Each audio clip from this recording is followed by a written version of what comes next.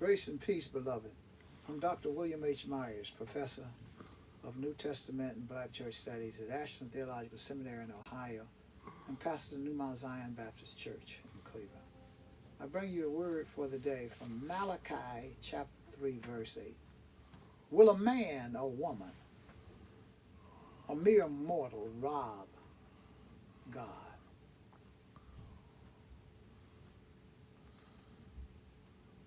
Yet you will say, well, how have we robbed you? And I will say, in tithes and offerings. We've entered a new year. How much did you rob God last year?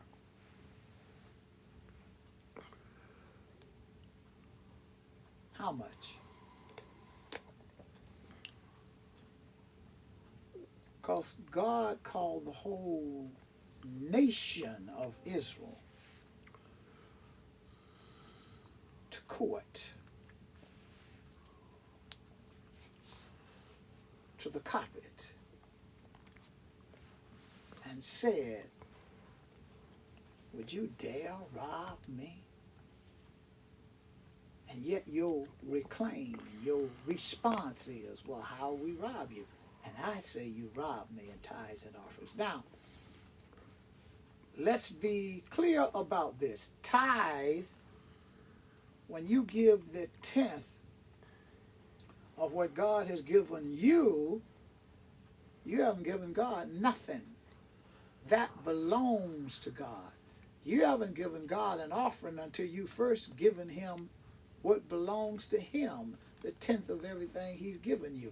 Now, that is something that people don't want to deal with. In fact, that is the last bastion, that is the last wall that those who claim to be followers of Jesus and Christians, that's the last wall they have to climb, because when it comes to our money, we don't want to give it up. We'll claim to be Christians in every other kind of way. And in fact, we'll find all kind of ways to try not to give it to him or to claim that we have. But you robbed me in tithe and offering.